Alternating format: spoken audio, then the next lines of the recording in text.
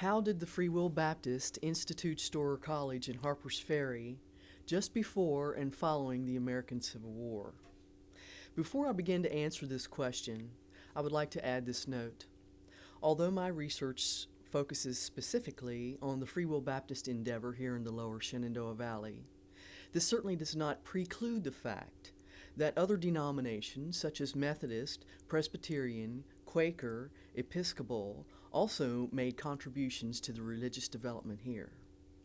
In the case of Nathan Cook Brackett, however, after shore council with his Home Mission Society in Dover, New Hampshire, Dr. Brackett suggests to the denomination that the Home Mission Society try to secure 4 bombed-out buildings atop Camp Hill in Harpers Ferry, West Virginia. This area during the war years had been denuded for the Army's tent city regiments. In these 4 buildings, they would institute Storer College, the first higher education institution to which persons of color would be admitted, and also the first normal teachers college for the training of colored teachers to teach in colored schools throughout the new state of West Virginia and the surrounding region. Also, the Free Will Baptist would accept freedmen, war indigents, and vagabonds. These would initially make up the classes. They would be rounded up to begin initial lessons for basic literacy skills. And of course, the Free Will Baptist, as was current with the times, would use the Bible by which and for which to teach those literacy skills. Nathan Cook Brackett's communication to the Free Will Baptist Home Mission Society led to a midnight conversation in 1867 between Orrin Burbank Cheney and John Storer, both of Maine. Cheney grew up in an emancipationist household, confirmed by Cheney's diary entries, which includes frequent visits to the Cheney residence by ex-slaves and abolitionists such as Frederick Douglass, Harriet Livermore, and Nathaniel Peabody Rogers. Storer was a wealthy New England merchant with several stores scattered throughout the Maine state. Storer wanted to make a donation for a school to be established in the South for uneducated and disenfranchised former slaves. Most New Englanders, not all, believed that a sure outcome of the war would be the slaves' freedom. Dr. Cheney was responsible for securing Storer's donation, with Storer's proviso that the denomination raise a like sum for use in the South. Storer donated $10,000 to the Free Will Baptist to do just that. When compared against today's current rate of purchase power, $10,000 then is equivalent to $152,000 today.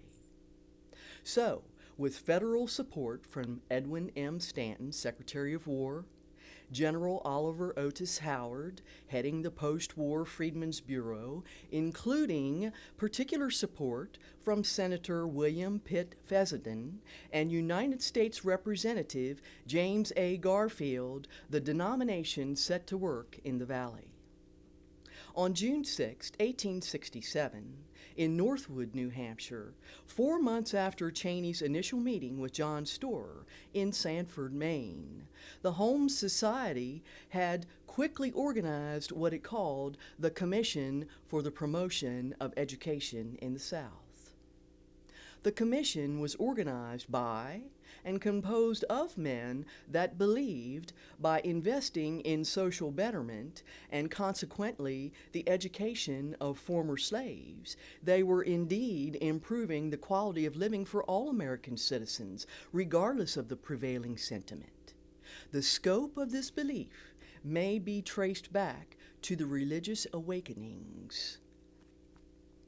In 1867, over 20 incorporators made application to the West Virginia State Legislature for a school charter.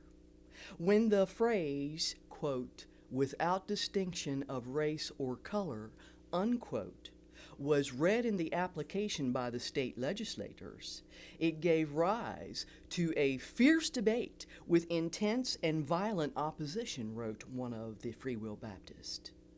When Joseph T. Hoke, who was both a member of the Commission for Promotion and an elected state senator from the neighboring county of Berkeley, realized that the school's charter was within marginal passage jeopardy, Hoke sagaciously resigned his position with the Free Will Baptist Commission, ran back into the chamber, and cast the decisive vote for the success of the measure turned upon his foresight, and the act passed with a one-vote majority, said one of the Free Will Baptists in its denominational literature.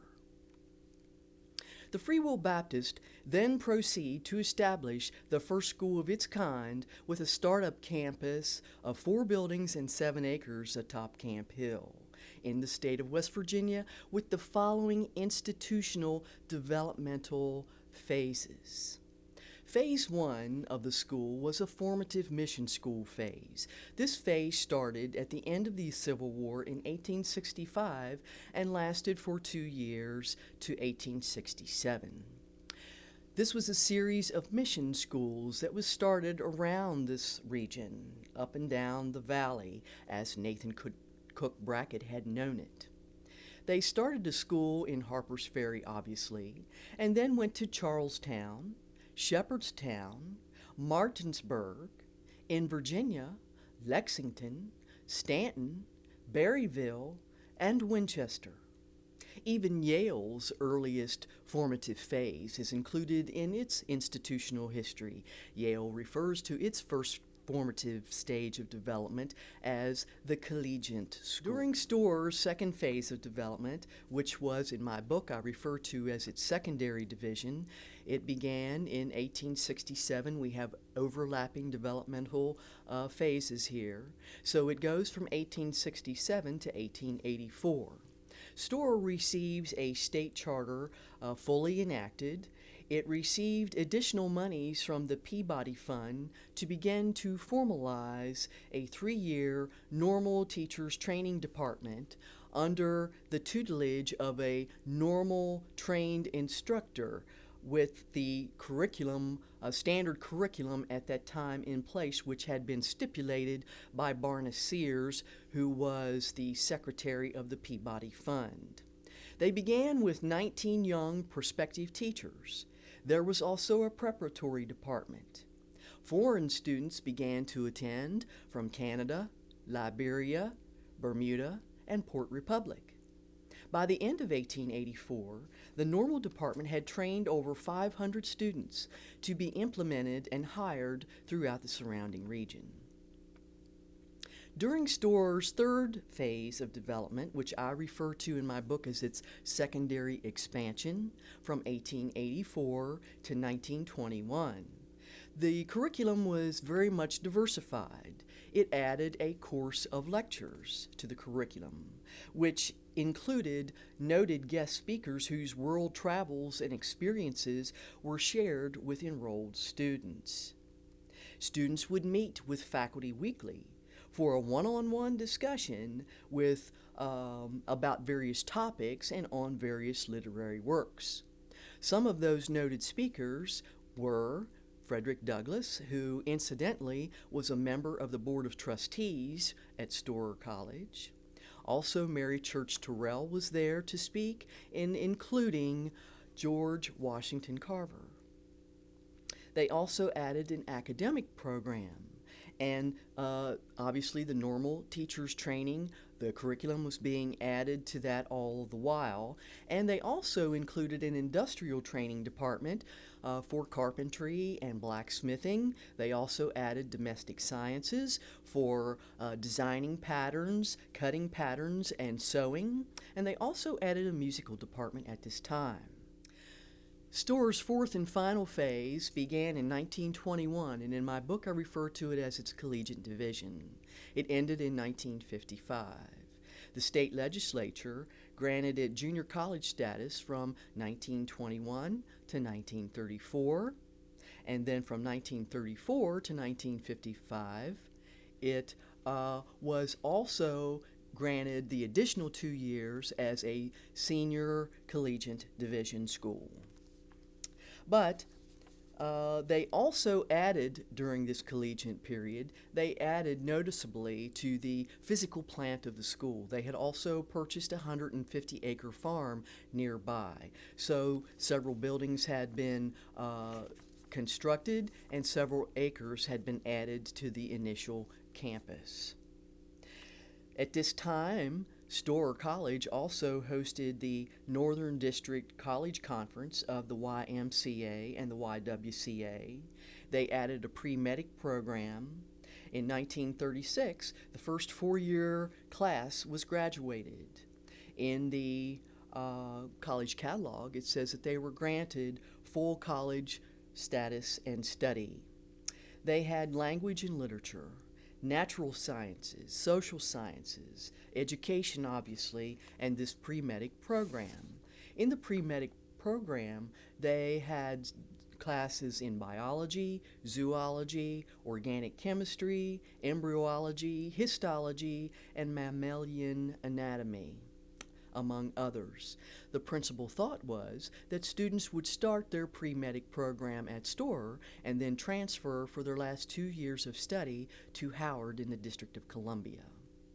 Storer offered degrees Bachelor of Arts in Sciences, Bachelor of Science in Home Economics, an Associate of Arts in Music, a Bachelor of Arts in Education, obviously, and the Grandview Nursery School was their practicum experience or their laboratory school. This had grown out of the progressive education movement with the University of Chicago, where John Dewey was teaching at that time. They also added a woman's commission to Storer College. It is interesting. Storer College was instituted over the issue of slavery.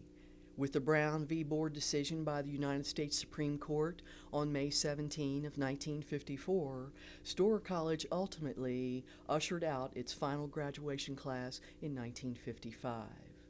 Nonetheless, Storer's contribution to the development of American education was quite significant. Just to mention a few of its most noted graduates, John J.R. Clifford was the first African-American attorney in the state of West Virginia. At the end of the 1800s, Mr. Clifford appealed a court representing a school teacher, actually, to the West Virginia Supreme Court. Another graduate was Ella Phillips Stewart. Miss Stewart graduated from Storer, left, and went to the University of Pittsburgh, where she became one of the nation's first female pharmacists. Mary Peyton Dyson also graduated from Storer. She left Storer and went to teach at Howard and was also a librarian there. She later marries Dr. Dyson, and Dr. Dyson is the history professor at Howard, and it is Dyson who eventually writes the institutional narrative of Howard University. And interestingly enough, Howard was granted its school charter in 1867, the same year as Storer College. Another one of Storer's graduates was Dawne, the little giant of jazz, Redman. He was an incredible composer and an orchestrator.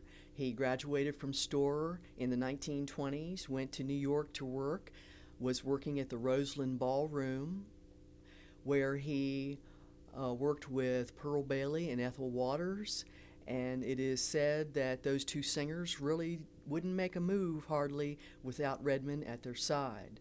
Redman, not unlike Louis Armstrong, left the American continent and went to Europe for a European tour. Also, another graduate was Madison Spencer Briscoe. Dr. Briscoe actually taught at Storer for many years and then left and went to teach at the medical school at Howard University in the District of Columbia. He left Howard for a period, but I think he actually did this also while he was at Storer. His research took him back to the African continent, where he studied parasitology, bacteriology, and entomology. It is these three science areas that would prompt Dr. Briscoe to actually open up a new field in medicine, which we know today as public health. And last but not least, and perhaps the most famous, was a young African student by the name of Nnamdi Azikiwe. While the young African attended Storer College, the students, not unlike us today, names like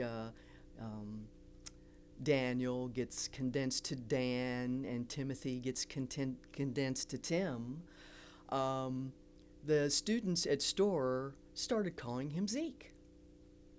And it's this name Zeke that would even be transported back with him to his native country of Nigeria.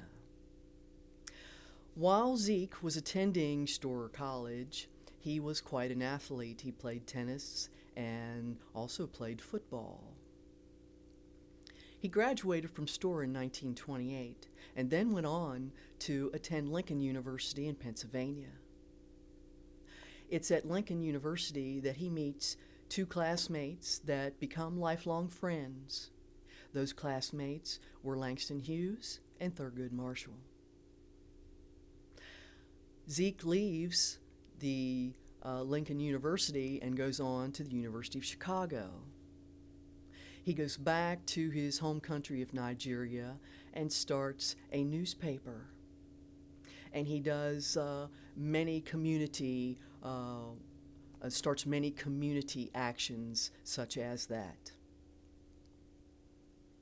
It is perhaps most important that we understand that Dr. Azikiwe becomes the first elected president of the Republic of Nigeria. And according to his biographers, he is credited with the blueprint for finally prompting his nation to move toward a time and developmental stage where they would remove the last vestiges of colonialism.